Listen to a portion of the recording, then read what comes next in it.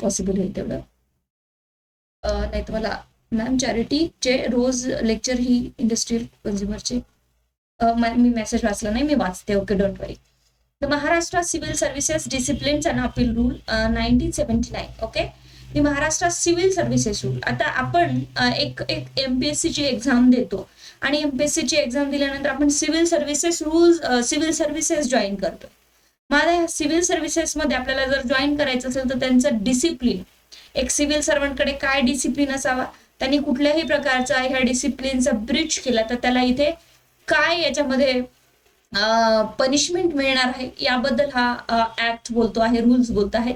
And appeal, मग इथे त्याची प्रोसिजर काय आहे, अपील्सची प्रोसिजर काय, यांनी हे पण दिलेलं आहे. म्हणजे एकंदरीत एक सिव्हिल सर्वंट जो असतो त्यांनी काय काय नियम पाळायचे आहेत. आणि overlap to the screen, don't worry, mobile मधनं होता, लॅपटॉप मधनं नाही. लॅपटॉप मधनं ऍज इट इज तुम्हाला युट्यूबवर मी लिंक द्वारे प्रोव्हाइड करेल बाकीच्या ग्रुपला. अँड रेकॉर्डिंग मध्येही तुम्हाला ऍपमध्ये ऍज इट इज मिळून जाईल. So don't worry for that. Okay, so हा जो रूल्स आहे अपील रूल्स 1979 आपल्याला इथे आज बघायचा आहे. सो इम्पॉर्टंट नोट काय, the Maharashtra civil services disciplines and appeal rule 1979 came into force on 12 July 1979. ठीक आहे, तर ह्या डेट्स आपल्याला खूप जास्त महत्वाच्या आहेत, ज्या की ह्या डेट्स तुम्ही इथे अत्यंत गरजेचं आहे लक्षात ठेवणं. ठीक आहे, 12 July 1979. Thereafter, number of amendments has been made to these rules from time to time. The state government regularly publishes Marathi booklets containing the amended rules. However, no such a booklets in English is published regularly. The last Marathi book published by the state government contains the rules modified 31st 12/2016. Screen overlap होऊ द्या mobile मधून, Google meet वरून, don't वरी, इकडे मात्र clear आहे सगळं. So you can watch after this lecture. Okay, so ह्या दोन्ही डेट्स तुम्हाला थोड्याफार लक्षात ठेवायचं, बाकी ते पर्पज काही दुसरा दिसत नाही. Enclose rules as therefore as modified, इथे परत 1/8/17 दोन्ही रूल्स मॉडिफाईड केलेले आहे. ठीक आहे, हा एक इम्पॉर्टंट नोट्स आणि प्रियम्बल या ऍक्ट बद्दल आपल्याला दिलेला आहे. हा ऍक्ट तुम्हाला काहीतरी एक 20 रुपयामध्ये किंवा 10 रुपयामध्ये गव्हर्नमेंट लायब्ररीमध्येही मिळेल. एक येलो पुस्तक आहे छोटंसं याचं. ठीक आहे की नाही. तर हा ऍक्ट तुम्हाला रूल्स जे आहेत डिसिप्लिन अँड अपील रूल, किंवा आधीही नागपूर, छत्रपती संभाजीनगर, मुंबई, नाशिक ठिकाणी महाराष्ट्र गव्हर्नमेंटच्या गव्हर्नमेंट लायब्ररीज आहे, त्याच्यामध्ये 10, 20, 30 रुपयाला हे छोटे छोटे बुक्स रूल्स तुम्हाला इथे मिळून जातील. ठीक आहे, तर तुम्ही ते परचेसही करू शकता. मी बेटर तुम्हाला ऑप्शन देईल की तुम्ही PDF वर अभ्यास करण्यापेक्षा किंवा ह्या PDF ची प्रिंटही तुम्ही काढून घेऊ शकता, बट PDF वरही अभ्यास करण्यापेक्षा मला असं तुम्हाला सांगायला आवडेल की तुम्ही बुक्सही घेऊ शकता किंवा याची प्रिंट काढून घ्या, जे की मी नोटिंग करून देते आहे. ठीक आहे, 2017 याची अमेंडमेंट झाली. आता कंटेंट्स मध्ये आपल्याला कंटेंट्स खूप महत्वाचे आहेत. तर ते कंटेंट्स का महत्वाचे आहेत, तर त्यामध्ये सगळ्यात आधी मी तुम्हाला सांगू शकेल की कंटेंट का महत्वाचे आहेत, कारण सेक्शन्स मधनं रूल्स, म्हणजे तिथे सेक्शनला आपण रूल म्हणतोय आणि या रूल मधनं प्रश्न हमखास इथे येतात. सगळ्यात महत्वाच्या याच्यामध्ये डेफिनेशन्स आहे, प्रोव्हिजन्स. हा जो मी रूल सुरुवात केलेली आहे, हा रूल सगळ्यात महत्वाचा आहे पूर्ण MPSCच्या रूल मधून, डिसिप्लिन रूल, कारण याच्यामध्ये पनिशमेंट्स आणि प्रोसिजर दिलेली आहे. त्यामुळे आपण पहिल्यांदा हा रूल घेतो आहे. सो पार्ट फर्स्ट जनरल मध्ये शॉर्ट टायटल, एक्सटेन्शन, कमेंट्समेंट दिलेला आहे. त्यानंतर इंटरप्रिटेशन्स मध्ये डेफिनेशन्स तुम्हाला दिलेले आहे, अप्लिकेबिलिटी दिलेली आहे. त्यानंतर याच्यामधून तुम्हाला मधून प्रश्न येतात, इंटरप्रिटेशन्स मधून डेफिनेशन्स विचारल्या जातील. त्यानंतर सस्पेन्शन, की एक गव्हर्नमेंट सर्वंटचं सस्पेन्शन कधी होतं, त्याला सस्पेंड कधी केलं जातं याबद्दल सांगितलं आहे. त्यानंतर या रूल्स अंतर्गत जी ऑथॉरिटी काम करणार आहे ती ऑथॉरिटी कोण आहे, आणि पार्ट थर्ड मध्ये पेनाल्टीज काय मिळणार आहे त्या व्यक्तीला, त्या सिव्हिल सर्वंटला ज्याने इथे हे रूल ब्रीच केलेले आहे. डिसिप्लिनरी ऑथॉरिटी कोण असणार आहे याच्यामध्ये सांगितलं आहे. म्हणजे कोणता पब्लिक सर्वंट, आज तुम्ही जर इथे MPSC थ्रू अपॉइंट झाला तर तुम्ही कोणत्या ऑथॉरिटीच्या अंतर्गत येत आहात, आणि जर उद्या चालून तुमच्याकडनं काहीही रूल ब्रीच झाले तर तुमच्यावर कोणती ऑथॉरिटी इथे सस्पेन्शन लावू शकते. So this is the suspension. Penalties 5 मध्ये पेनाल्टीज दिलेली की एक्झॅक्टली मेजर मायनर पेनाल्टीज काय असणार आहे तुमच्यासाठी, की तुम्ही कुठल्या प्रकारचे इथे ब्रीच केलेला आहे. त्यानंतर असे इथे ओके, माइक्स कोणाचा हे सुरू असेल प्लीज ऑफ करा. जरी तुम्हाला ऐकायला येत नसेल तर एक मला मेसेज करून दिला तरी चालेल, आपण व्हिडिओ बंद करून वायफायवर जॉईन करू शकतो, डोंट वरी फॉर दॅट. आणि रेकॉर्डेड मध्ये तुम्हाला क्लिअर येणार आहे, जरी इंटरनेट कनेक्शनचा कोणालाही प्रॉब्लेम असेल ते. त्यानंतर असे पार्ट्स इथे दिलेले आहेत. त्यानंतर procedure for imposing the major penalties, actions, inquiry, communications order काय आहेत, असे पूर्ण जे इथे रूल्स आहेत ते तुम्हाला आय थिंक 30 रूल आणि एक अपेंडिक्स आहे तो डिलीट केलेला आहे. तर हे 30ही रूल आपल्याला प्रॉपरली बघायचे आहेत. तर यामधनं तुम्हाला कमीत कमी एक 200 मार्काचा पेपर असेल तर कमीत कमी तुम्हाला इथे 4 मार्काचा ऍव्हरेज आहे, 4 प्रश्न येतील. पण ते 4 प्रश्न सहजासहजी असेच नाही येणार आहे. याच्यामध्ये सेक्शन्सच्या जोड्या लावा असेही तुम्हाला प्रश्न येऊ शकतात, सेक्शनला लिंक मध्ये लावा असेही येऊ शकतात, पेनाल्टीज विचारू शकतात, प्रोसिजर विचारू शकतात. त्यामुळे हे रूल्स म्हणजे अशीच पद्धत आहे. या रूल्सवर जे काही प्रश्न येतात त्यांची अशीच पद्धत आहे. आणि या रूल्सवर जिथून जिथून इथे प्रश्न येतात तर त्यावर सरळ जे एमपीएससी प्रश्न विचारण्याची पद्धत आहे त्या प्रकारे मी इथे प्रश्न तुम्हाला देणार आहे पुढे, की एमपीएससी कशा प्रकारे इथे प्रश्न तुम्हाला विचारते. त्यानंतर आपण पुढे येऊया. The Maharashtra civil services discipline and appeal rule आपला जो चालू होतो आहे. तर the in exercise of the power conferred by this proviso to article 309 of the constitution मधून हा आपण रूल्स तयार केला आहे की because the legislative of the state they has a rights to governor of the Maharashtra is hereby placed to make the following rules, namely governor of the Maharashtra म्हटलेलं आहे म्हणजे ते स्टेटचा लॉ दिसून येतो. पण असं काही कंपल्सरी नाही आहे की लॉ स्टेटचा असला तरी समटाइम्स आपण कॉन्स्टिट्यूशन मध्ये बघितलंय की प्रेसिडेंटची त्याच्यावर असेंट असते, ठीक आहे की नाही. आणि त्याचं कारणही आपण कॉन्स्टिट्यूशनच्या लेक्चर्स मध्ये प्रॉपरली बघितलं आहे. आता जेही अदर विद्यार्थी असेल त्यांना ऑलरेडी कॉन्स्टिट्यूशन आपल्या कन्झ्युमर इंडस्ट्रीयलच्या बॅच मध्ये झालाय, तर इकडे तुम्हाला पूर्ण कोर्स परचेस करण्याची गरज पण पडत नाही किंवा तुम्हाला पूर्ण कॉन्स्टिट्यूशन ऑलरेडी तिथे 1 वर्षासाठी तुम्हाला उपलब्ध करून दिलाय. त्यामुळे इतकं खूप काही टेन्शन घ्यायचं नाही आहे. किंवा हा जरी एक ऍक्ट माझ्यासोबत किंवा एक रूल तुम्ही प्रॉपरली केला तर तुम्हाला समजू शकतं की मी दुसरेही रूल सेल्फ स्टडी कसे करणार. तर तेही एक मुद्दा तुमच्यासाठी मी चांगला तुम्हाला एक ऑपॉर्च्युनिटी देते की एक जरी रूल तुम्ही प्रॉपरली गव्हर्नमेंट ऑफ महाराष्ट्राचा आता सपोज हा डिसिप्लिन रूल आहे, अपील अँड डिसिप्लिन रूल, तर तुम्हाला एक आयडिया येते की मी दुसऱ्या रूलचा अभ्यास कसा करावा. म्हणजे आपण ज्या गोष्टींशी अत्यंतच अनोळखी आहोत, आपल्याला या गोष्टींचं काही कामच पडलेलं नाही कधी, तर पण जर एक बेअर ऍक्ट मला स्टडी करायला कोणी शिकवत असेल तर डेफिनेटली मला दुसरेही बेअर ऍक्ट कसे स्टडी करायचे हे माहिती होऊन जातं. त्यामुळे मी आज सगळ्यांना इथे बोलवलंय की एक ऍक्ट एक रूल जरी तुम्ही इथे केला तरी तुम्हाला माझे जे ओल्ड विद्यार्थी त्यांनी ऑलरेडी काही कोर्स परचेस केले त्यांना क्लासेस लावण्याची गरज नाही आहे. दे कॅन सेल्फ स्टडीनी ते करू शकतात. तर पहिल्या रूलवर आलोय, दॅट इज द 30 पैकी शॉर्ट टायटल अँड कमेन्समेंट. लक्षात ठेवा याच्यामध्ये 30 रूल्स आहेत. असाही प्रश्न येऊ शकतो तुम्हाला की या डिसिप्लिन अँड अपील रूल्स मध्ये पूर्ण रूल्स किती आहेत, तर 30 रूल आहे आपल्याकडे. हे प्रॉपरली तुम्ही लक्षात ठेवायचे. आता इथून पूर्ण रूल किती आहे, कम्प्लीट रूल 30 रूल आहे. आता मी ही पीडीएफ सेव्ह करून ठेवणार आणि तुमच्या ग्रुपवर पाठवणार आहे. नंतर तुम्हाला प्रिंट काढून घ्यायचे तर घ्या. वाय, बिकॉज हे नोटिंग तुम्हाला इथे दिसणार आहे. मी प्रॉपरली चांगल्या अक्षरात नोटिंग करते म्हणजे तुम्हाला ते प्रिंट काढल्यानंतरही प्रॉपरली दिसेल. थोडंसं हळू गेलं तरी काही हरकत नाही, जिथे महत्वाचं आहे तिथे कम्प्लीट. ओके, 30. मग नंतर मी दिवाळीनंतर 2 टाइम तुमचा क्लासेस ठेवेल धर्मदायाचा, कारण की बाकीचे क्लासेस बंद राहिले तर चालते कारण तुमची एक्झाम आहे. ठीक आहे, 30 रूल आहे पूर्ण. ठीक आहे, 30 रूल. त्यानंतर this rule may be called the Maharashtra civil services discipline and appeal rules 1979. They shall come into force on the 12th day of July 1979. किती? 12 तारखेला, जुलैच्या 12 तारखेला 1979 ला हा रूल आपल्याकडे आलेला आहे, कमेन्समेंट मध्ये आलेला आहे. म्हणजे एमपीएससी आणि आपण इथे हा रूल जो आहे तो यूज करण्यासाठी, इम्प्लिमेंटेशन करण्यासाठी सुरुवात केली. म्हणजे जो कोणताही सरकारी कर्मचारी 12 जुलै 1979 नंतर इथे अपॉइंट झाला आहे आणि त्यांनी कुठल्याही प्रकारचे disciplines and services rule Breach केले असेल तर त्याच्यावर या रूल अंतर्गत ऍक्शन घेण्यात येणार आहे. Clear? Now come to the next, that is interpretations. Always every act, every rule, बघा हे रूल आहे according to the Indian constitution. काय म्हटलंय? Rule, by laws, order, all are a law. Means this rule it's also law. हा rule काय आहे? आपल्याला कायदाच आहे. तर कायद्याचं एकदा आपण जेव्हा कोणत्याही कायद्याची मांडणी करतो किंवा लेजिस्लेटिव्ह डिपार्टमेंट कायदा ड्राफ्ट करतं, तर तेव्हा short title, long title, preamble, interpretations, definitions, savings, ह्या सगळे क्लॉजेस आपल्याला इथे मिळतात. ठीक आहे की नाही, हे सगळे क्लॉजेस आपल्याला मिळतात. तर जनरली सेकंड सेक्शन जो असतो किंवा सेकंड रूल जो असतो, section 2, 3, rule 2, 3, this always speaks about the definitions. So interpretation clause gives us a definitions in this rule unless the context otherwise require.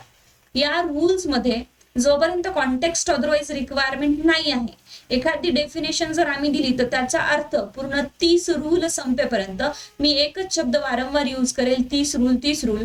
त्यामुळे तुम्हाला लक्षात येईल की डिसिप्लिन अँड अपील रूल्स मध्ये 1979च्या जे की 12 जुलैला कम इन टू फोर्स मध्ये आलेला आहे, त्याच्यामध्ये 30 रूल आहे आणि त्या 30 रूल मध्ये ज्या काही डेफिनेशन्स दिलेल्या आहे त्याचा अर्थ पूर्ण 30 रूल संपेपर्यंत तोच पकडायचा की जे सेक्शन 2 नी सांगितलेलं आहे.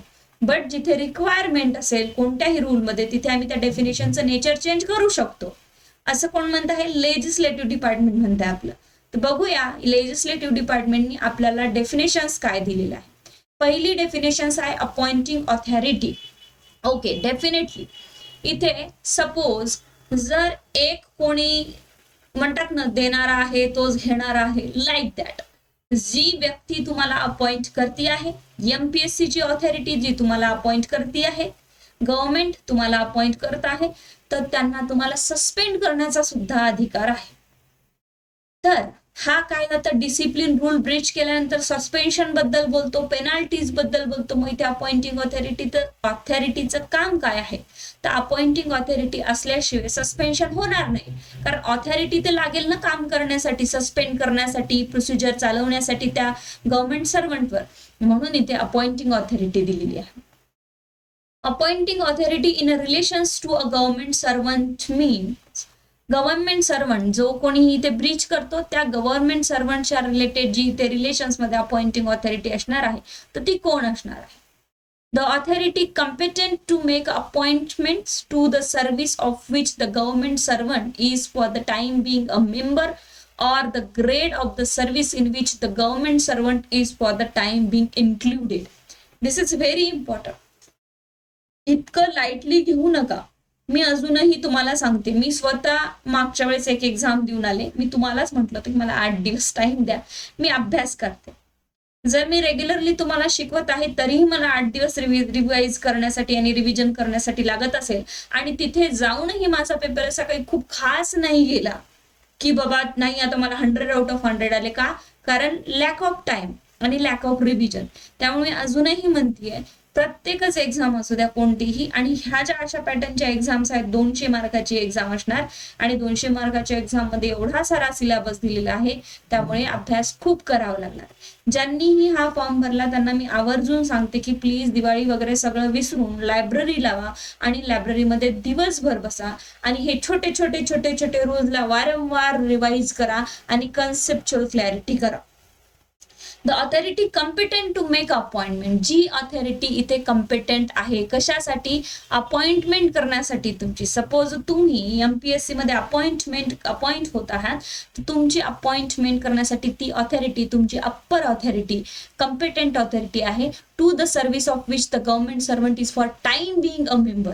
Government servant is for time being a member or the grade. काय म्हटलं आहे? 2 गोष्टी इथे खूप महत्वाच्या आहेत. That is the first one is a member. हा अशा प्रकारचे क्वेश्चन जर आले तर लक्षात ठेवा की जो गव्हर्नमेंट सर्वंट आहे, कोण आहे कम्पिटेंट ऑथॉरिटी? असा गव्हर्नमेंट सर्वंट की फॉर टाइम बिंग, त्यावेळेस जेव्हा तुमची अपॉइंटिंग ऑथॉरिटी होता त्यावेळेस तो मेंबर होता त्या ऑथॉरिटी कमिटीचा तुम्हाला अपॉइंट करण्यासाठी. जर तुमची लॉ अँड ज्युडिशरी डिपार्टमेंट मधून अपॉइंटमेंट होत असेल तर तिथला जो सेक्रेटरी असेल किंवा जो कोणीही व्यक्ती ज्याला ऑथॉरिटी दिली आहे तो अपॉइंटिंग ऑथॉरिटी असतो. मग त्या कमिटीचा, त्या ऑथॉरिटीचा तो मेंबर असेल किंवा त्या ग्रेड ऑफ द सर्व्हिस, त्या ग्रेडचा व्यक्ती असेल जिथे त्याची ऑथॉरिटी म्हणून नेमणूक केलेली आहे.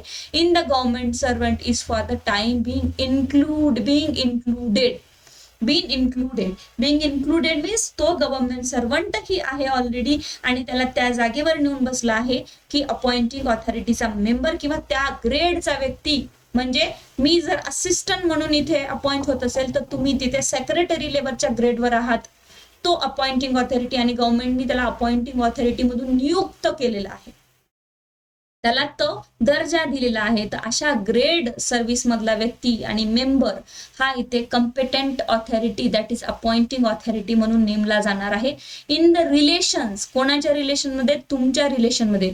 कारण इथे दोन व्यक्ती खूप महत्वाचे, एक तर ज्याची अपॉइंटमेंट होती आहे, माझी आज जेएमएफसी म्हणून अपॉइंटमेंट होती आहे, माझी आज रजिस्ट्रार म्हणून अपॉइंटमेंट होती आहे, माझी आज लीगल असिस्टंट म्हणून अपॉइंट होती आहे. मी in relations to the government servant because I am becoming a government servant after posting I am a government servant. आणि माझ्या रिलेशन मध्ये माझ्या अप्पर ग्रेडचा व्यक्ती आणि जो मेंबर ज्याला गव्हर्नमेंटनी ऑथॉरिटी म्हणून नेमलेला आहे तो व्यक्ती इथे अपॉइंटिंग ऑथॉरिटी असणार आहे. दोन शब्द लक्षात ठेवायचे आहे स्मार्ट वेनी, that the member and the grade. Clear? खूप जास्त डोक्यात नाही गेलं तरी चालेल, डोंट वरी. कारण काय असतं, प्रत्येक वेळेस लीगल सेन्स किंवा एखादा पर्टिक्युलरली डेव्हलपमेंट होण्यासाठी त्या इरामध्ये किंवा त्या एरियामध्ये जाऊन राहावं लागतं. उद्या चालून जेव्हा तुमची पोस्टिंग होईल तेव्हा तुम्हाला ह्या सगळ्या गोष्टी अरे हो ते तर शिकलो होतो मी, बट आता तितकं मनाला लावून नाही शिकू शकत तुम्ही, कारण तुम्ही त्या सिच्युएशन मध्ये किंवा त्या तशा शब्दांमध्ये किंवा तशा वातावरणामध्ये नाहीच आहात. परीक्षेच्या दृष्टिकोनातून अभ्यास करायचा असेल तर असं नोटिंग करून घेणं खूप महत्वाचं आहे. in which the state government servant in which the government servant is further included. The authority competent to make appointments to the post which the government servant for the time being holds.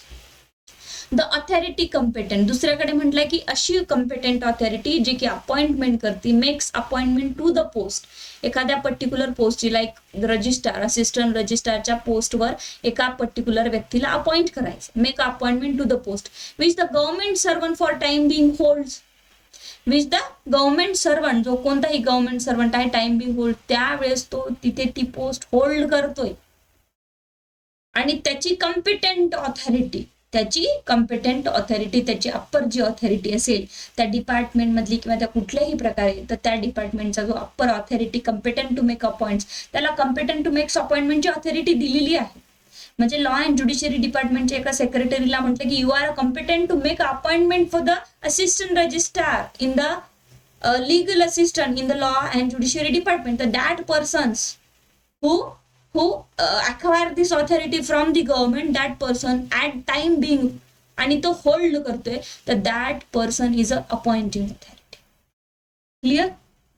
The authority which appointed the government servant to such a service. सुरुवातीला अवघड जातं थोडंसं, but don't worry, at the end आता हे definition झाल्यानंतर तुम्हाला थोडं छान व्यवस्थित समजायला लागेल आणि याच्यानंतर दुसरे रूल ते खूप सोपे जातील. The authority which appointed the government servant to such a service, grade or post as the case may be.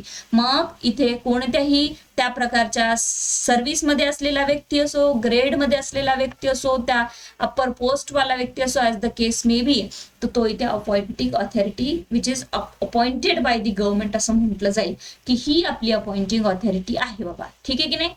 त्यानंतर here a government servant having been a permanent member of any other services. जो कोणताही government servant आहे, त्यानंतर तो government servant जो आहे तो permanent member आहे of any other service or having a substantively held any other permanent post, has been continuous employment of the government. हे लक्षात ठेवा, continuous employment of the government, the authority which appointed to him, तो जो ही authority आहे जी appoint करते तुम्हाला, आणि highest authority पाहिजे, the service of any grade, कोणत्याही ग्रेडचा असू द्या, no problem, and service of the post whichever authority is highest authority. तर तुम्ही जी, आता तुम्ही असिस्टंट रजिस्ट्रार आहात, तुम्ही आज लीगल असिस्टंट आहात, तर तुमची जी हायर ऑथॉरिटी आहे त्या पर्टिक्युलर डिपार्टमेंट मधली, तर ती तुमची अपॉइंटिंग ऑथॉरिटी असणार आहे, ज्याने तुम्हाला अपॉइंट केलं, ज्याने तुम्हाला अपॉइंटमेंट लेटर दिलं. ठीक आहे की नाही, म्हणजे स्टेट ऑफ महाराष्ट्र गव्हर्नमेंटच असणार आहे, पण त्यांनी गव्हर्नमेंट ऑफ महाराष्ट्राने कुणाला इथे अपॉइंटिंग ऑथॉरिटी म्हणून नेमलं आहे, तो तुमच्या वरच्या ग्रेडचा व्यक्ती ज्याला गव्हर्नमेंट ऑफ महाराष्ट्राने नेमलेला आहे, त्या सर्व्हिसमध्ये असलेला व्यक्ती, तुमच्या विचवर ऑथॉरिटीज हायेस्ट ऑथॉरिटी असेल तुमच्यापेक्षा तो व्यक्ती, तो गव्हर्नमेंट सर्वंट तुमची अपॉइंटिंग ऑथॉरिटी आहे. उद्या जर तुम्ही काही ब्रीच केलं तर त्याला पूर्णपणे अधिकार आहे तुम्हाला सस्पेन्शनची ऑर्डर काढण्यासाठी. Clear? Yes. So commission means the Maharashtra Public Service Commission, that is MPSC. B मध्ये तुम्हाला कमिशन बद्दल सांगितलं आहे, means the Maharashtra public service commission. आपल्याकडे MPSC आहे, जसं की union public service commission for the union आहे, तसंच MPSC for the Maharashtra public service commission. So कमिशनची डेफिनेशन जी बी मध्ये दिली आहे. पहिली डेफिनेशन, आता हे खूप महत्वाचं आहे, लक्षात ठेवा अजून, ठीक आहे की नाही. ए मध्ये प्रत्येक वेळेस कधी कधी जोड्या लावा म्हणूनही अशा प्रकारचे प्रश्न येतात. हा MPSC पॅटर्न आहे, JMFC पॅटर्न नाही आहे, त्यामुळे डोंट टेक इट लाईटली.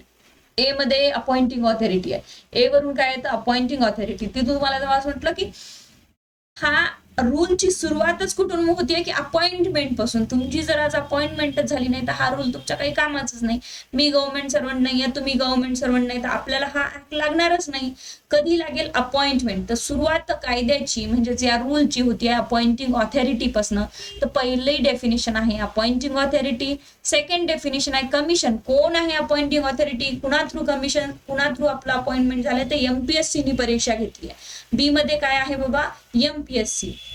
ठीक आहे की नाही. Disciplinary authority. डिसिप्लिनरी ऑथॉरिटी हा ऍक्ट बोलतोय डिसिप्लिनरी ऑथॉरिटी बद्दल, तर आपल्याला बघायचं इथे disciplinary authority which is given in a C. आता ह्या डेफिनेशन आठवण ठेवण्यासाठी एकमेव मार्ग असतो, ट्रिक्स असतात. ठीक आहे, आपण ट्रिक्स वरही काम करू शकतो. आणि सगळ्यात महत्वाचं आहे की ट्रिक्स नसेल, काही नसेल तर मी एकमेव सगळ्यांना उपाय सांगते, लायब्ररी लावा, सतत त्याला वाचा, सतत लिहून काढा की ए मध्ये काय, बी मध्ये काय, बोटांवर मोजा. बस याच्याशिवाय मार्ग नाही आहे. ट्रिकही काम नाही करणार, पण हे मात्र काम करतं. सगळ्यात महत्वाचं आहे की तुम्हाला हे सगळं करणं गरजेचं आहे. Now come to the next, that is the disciplinary authority. Means the authority competent under this rule to impose on a government servant any of the penalty specified in rule 5. Rule 5 आपल्याकडे दिला आहे आणि त्यामध्ये काही penalties दिलेल्या आहेत. आणि त्या ज्या पेनाल्टीज आपल्याकडे दिल्या आहेत, त्या पेनाल्टीज ज्या तुमच्यावर लादल्या जातात, इम्पोज केल्या जातात, त्या डिसिप्लिनरी ऑथॉरिटी कडनं दिल्या जातात. आणि त्या पेनाल्टी तुमच्यावर इम्पोज करणारी ऑथॉरिटी जी सेक्शन 5 अंतर्गत दिली आहे त्याला आपण डिसिप्लिनरी ऑथॉरिटी म्हणतो. Clear? Now come to the D, that is D मध्ये आपल्याला अजून काय केलेलं आहे? Head of the department. Okay, amended आहे.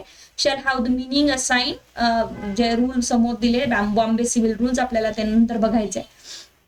तर you can skip the D. नंतर head of office means the authority declared to be such clause XA of rule 2 of the Bombay financial rule 1959. असेही क्वेश्चन्स येऊ शकतात की हेड ऑफ द ऑथॉरिटी. तर तुम्हाला लक्षात ठेवायचं आहे उत्तर मध्ये असेल की बॉम्बे फायनान्शियल रूल मध्ये येथे दिलेलं आहे. इतकं डीपली का शिकवत आहे? कारण डीपलीचे प्रश्न विचारले जातात. कोणतेही MPSCचे पहिले PYQs तुम्ही जनरल राज्यसेवेचे किंवा ज्यांनाही हा सब्जेक्ट असेल त्यांना काढून बघा आणि त्याच्यामध्ये या रूल अंतर्गत येणाऱ्या प्रश्नांचा नेचर आणि क्रायटेरिया बघा. तुम्हाला अवघडच दिसेल आणि सगळा पूर्ण पेपर बेस्ड असणार आहे याच्यावर आणि इंडियन कॉन्स्टिट्यूशनवर. बाकी जे छोटे छोटे तुमचे भारतीय न्यायसंहिता वगैरे हे तुम्हाला लेक्चर ऐकले तरीही येऊन जातं, खूप अवघड नाही आहे. बट त्यातनंही सेक्शन्स नवीन आलेले आहेत सगळे, त्याचाही अभ्यास करावा लागणार आहे. Government means the government of Maharashtra.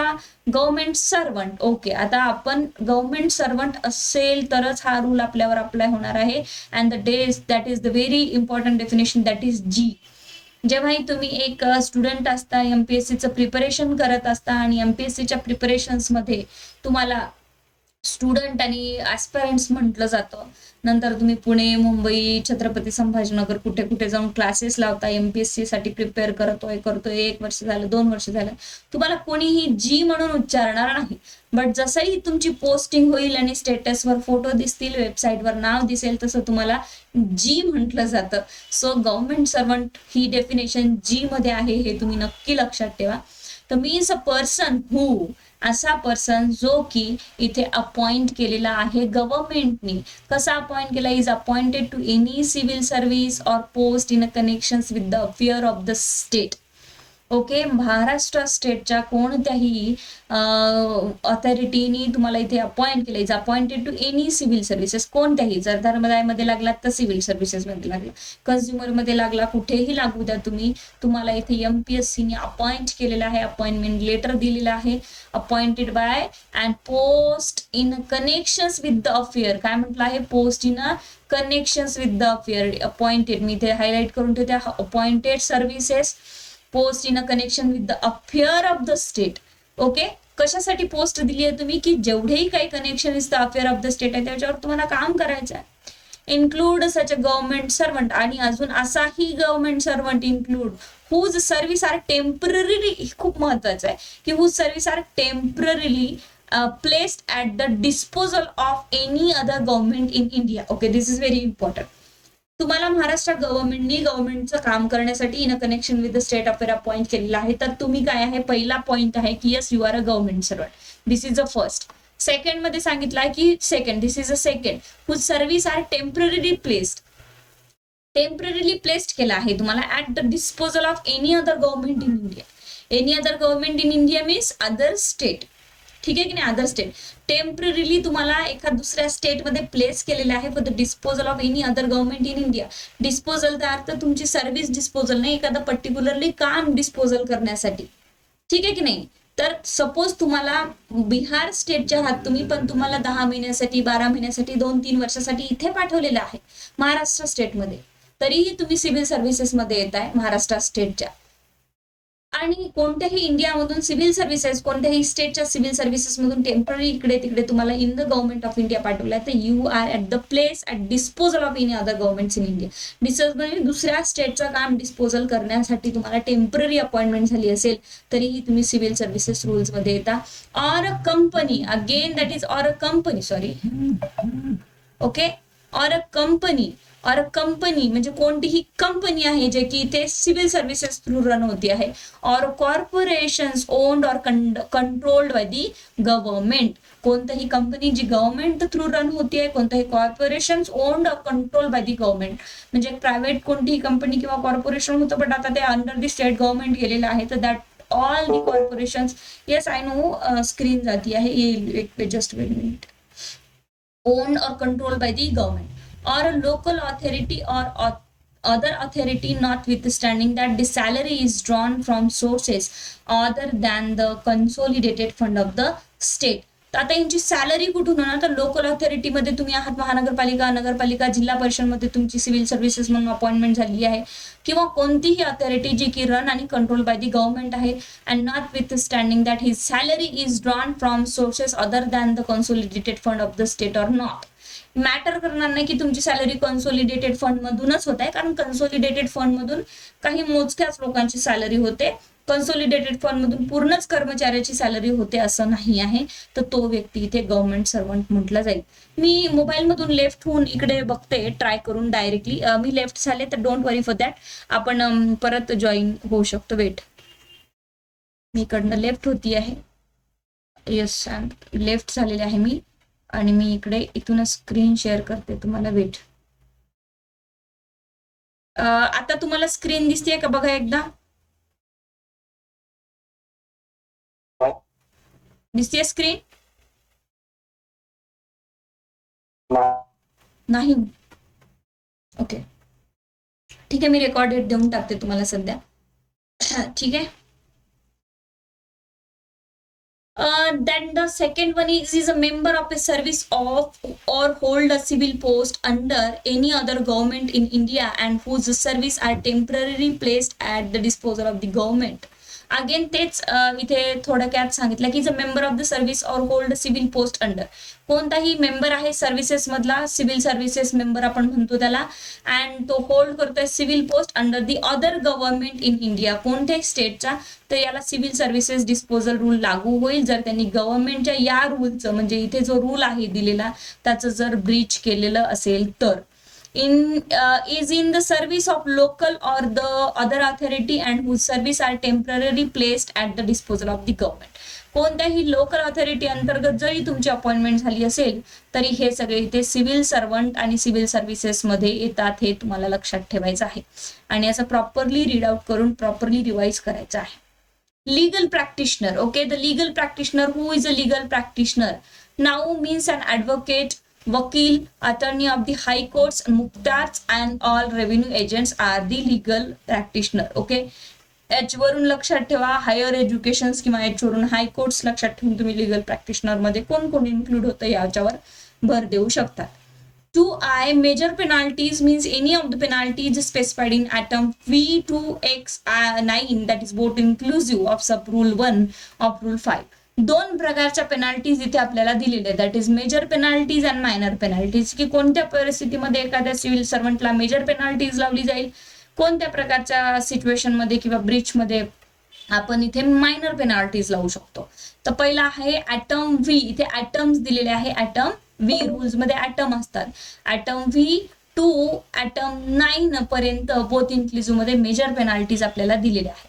Second असेल minor penalties, that is means इथे जे रूल ऍटम 1 मधल्या रूल 4 मध्ये दिलेली आहे ते मायनर पेनाल्टीज आहे, ते पुढे बघूया. हे विचारतात तुम्हाला की मायनर पेनल्टीज कुठे दिलेली आहे, मेजर पेनल्टीज कुठे दिली आहे, तर हे तुम्हाला नोट करून ठेवायचं आहे आणि प्रॉपरली लक्षातही ठेवायचं की हे जे आहे इथे मायनर पेनल्टीज कुठे दिलेली आहे आणि मेजर पेनल्टीज कुठे दिलेली आहे याच्यावर लक्ष ठेवणं गरजेचं आहे. त्यानंतर पुढे येऊ शकतो आपण, that is 4K, that is regional head department means any officer specified in the appendix. So appendix already delete केलाय, सो हे सेक्शन किंवा रूल आपल्यासाठी महत्त्वाचा नाही. Services mean the civil services of the state, which is very easy definition. State means the state of Maharashtra. Service means the civil services of the state. State means the state of Maharashtra. Amended आहे, ठीक आहे. त्यानंतर मी हे इथलं काही वाचणार नाही, जे की रूल्स नवीन नवीन दिलेले आहे. त्यानंतर 3 मध्ये सुरुवातीला थोडस शॉर्ट आणि अवघड आहे, बट नंतर आपण इथे क्लिअर करू शकतो याला. Application except as otherwise provided by or under this rule shall apply to every government servant not being. Okay, हा रूल जो आहे पूर्ण appeal and discipline and appeal rule हा पूर्ण गव्हर्नमेंट ऑफ महाराष्ट्राचे जेवढेही सिव्हिल सर्वंट आहे त्यांना लागू होतो. But except otherwise provided under this rule shall apply to every government servant not being. But या सर्वंटला लागू होणार नाही. जेवढ्याही कोणाच्या इथे अपॉइंटमेंट झालेल्या आहे त्या प्रत्येक सिव्हिल सर्वंटला, तुम्हाला मला, आपण कोणीही सिव्हिल सर्वंट म्हणून अपॉइंट झालो तर आपल्याला इथे हे रूल्स लागू होतात. But the most important thing is की खाली जी लिस्ट दिली आहे यांना लागू होणार नाही सिव्हिल सर्व्हिसेसचे हे रूल. म्हणजे हा जो रूल आहे काय, civil services and discipline rule not apply, इथे मी लिहून ठेवती आहे not apply, not apply. Okay, यांना लागू होणार नाही. कोण कोण आहे तर any member of and all India services. All India services जे की UPSC थ्रू तुमचे अपॉइंटमेंट झालेली आहे त्यांना लागू होणार नाही. बाकी स्टेट सिव्हिल सर्व्हिसेस आहे आणि टेम्पररी किंवा कोणत्याही बाबतीत आपल्या स्टेटचं डिस्पोजल करण्यासाठी कनेक्शन विथ द अफेअर त्यांना अपॉइंट केलं असेल तर आपला सिव्हिल सर्व्हिसेस रूल तिथे लागू होतो. पहिल्या सेक्शन्स मध्ये रूल मध्ये वाचलंय आपण. बट UPSC थ्रू जर ऑल इंडिया सर्व्हिसेस AICR किंवा AIS म्हणतो आपण त्याला, त्यांच्या थ्रू जर तुमची अपॉइंटमेंट झाली असेल तर बिलकुलच तुम्हाला इथे कोणत्याही प्रकारे हा रूल जो की 1979 चा जो आहे civil services and discipline rule of the Maharashtra, that is not apply. Okay, लक्षात ठेवायचं. Person in casual employment of the government. Casual employment means like a temporary, casually तुम्ही एम्प्लॉयमेंट मध्ये आहात गव्हर्नमेंटच्या, परमनंटली तुम्ही कुठल्याही प्रकारे ते पोस्टिंग तुमची गव्हर्नमेंटकडनं एक्झाम घेऊन झालेली नाही आहे. ऑल इंडिया सर्व्हिसेसला लागू होत नाही, casual employment of the state गव्हर्नमेंटला लागू होत नाही, and inspector of the police इन्स्पेक्टरला लागू होत नाही, कारण यांच्यासाठी पोलीस ऍक्ट नवीन बनलेला आहे, पोलीस डिपार्टमेंट वेगळं आहे. Member of the subordinate ranks as define in a clause 16 section 2 of the Bombay police act. Bombay police ऍक्टच्या सेक्शन 16 मध्ये, सॉरी सेक्शन 2 च्या 16 क्लॉज मध्ये जेवढेही सबऑर्डिनेट रँक्स मधले दिले आहे त्यांना लागू होत नाही, जेवढे की इन्स्पेक्टर ऑफ द पोलीस आहे. पण पोलीस डिपार्टमेंटमध्ये एखादा लॉ ऑफिसर अपॉइंट झाला असेल ज्यांनी एमपीएससीने त्याची परीक्षा घेतली होती तर त्याला मात्र हा रूल लागू आहे. फक्त इन्स्पेक्टर ऑफ द पोलीस आणि जे मेंबर आहेत जे की त्यांचे सबऑर्डिनेट्स मध्ये आहे जे की सेक्शन 2 च्या क्लॉज 16 मध्ये दिले. मागे मी एक पोलीस ऍक्ट वर व्हिडिओही बनवला होता की सेक्शन 2 मध्ये क्लॉजेस 16 ते कितीतरी क्लॉज आहे त्याच्यामध्ये कोण कोण येतं, ठीक आहे, तर त्यांनाच तो पोलीस ऍक्ट लागू होतो. तर ते त्यांच्या थ्रू जातील, इथे लागू होणार नाही. हे तुम्हाला खूप प्रॉपरली लक्षात ठेवायचं आहे. Any person for whom a special provision is made in respect of the matter covered by this rule by or under any law for the time being in force or under any agreement entered into by or with previous approval of the governor before or after the commencement of this rule in regard to matter covered by such a special provision. Okay, this is also important. आता इथे काय म्हटलं आहे बघा की any person, असा कोणताही person ज्याला हा रूल लागू होणार नाही, for who's a special provision is made, त्याच्या अंतर्गत किंवा त्याची अपॉइंटमेंट स्पेशल प्रोव्हिजन्सनी झाली in respect of matter covered by this rule by or under any law, कोणत्याही कायद्या अंतर्गत त्याला स्पेशल प्रोव्हिजननी अपॉइंट केलेला आहे, सिव्हिल सर्व्हिसेस रूल मधून त्याची अपॉइंटमेंट नाही झालेली आहे.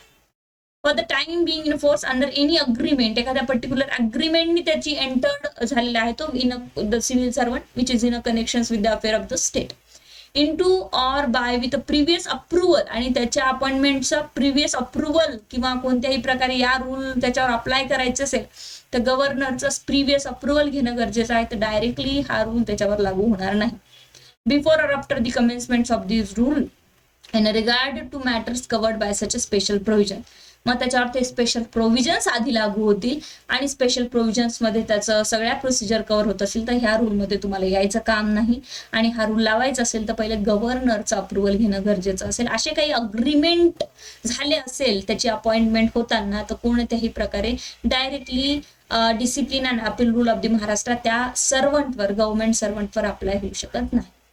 तर कुणाकुणावर अप्लाय होत नाही, प्रत्येक गव्हर्नमेंट सर्वंटवर जो की एमपीएससी थ्रू अपॉइंट झालेला आहे याच्यावर अप्लाय होऊ शकतो. But all India services UPSC through झालेला नाही आहे, कॅज्युअल एम्प्लॉयमेंट आहे, परमनंट एमपीएससीनी कुठल्याही प्रकारे तुमची एम्प्लॉयमेंट कन्फर्म नाही केली तर तुमच्यावर लागू होणार नाही. इन्स्पेक्टर ऑफ द पोलीस जे की पोलीस डिपार्टमेंटनी सेक्शन 2 बॉम्बे पोलीस ऍक्टच्या क्लॉज 16 मध्ये जेवढेही रँक आहेत त्याच्यावर लागू होणार नाही. आणि special provisions through agreement through तुम्ही जर गव्हर्नमेंट सर्व्हिसमध्ये एंटर करत आहात आणि जिथे रिक्वायरमेंट आहे प्रिव्हियस अप्रुव्हल ऑफ द गव्हर्नमेंटची तर तुमच्यावर डायरेक्टली हा रूल लागू होत नाही. अशा 4 पॉईंट तुम्हाला प्रॉपरली लक्षात ठेवणे गरजेचं आहे.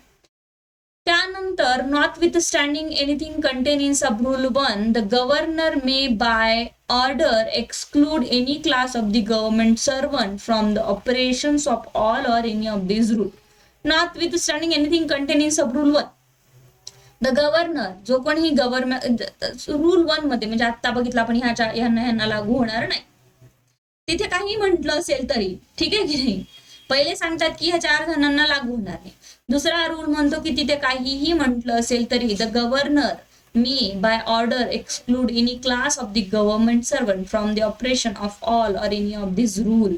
ओके, जर रूल 1 हा जो रूल 1 आहे आणि याच्यामध्ये म्हटलं की यांना लागू होणार नाही, बट तरीही गव्हर्नर स्पेशल ऑर्डर काढून लागू करू शकतं एखाद्या स्पेशल सिच्युएशन मध्ये, तर government may by order exclude any class. Exclude any class म्हणजे याच्यापैकी कमी करू शकतो.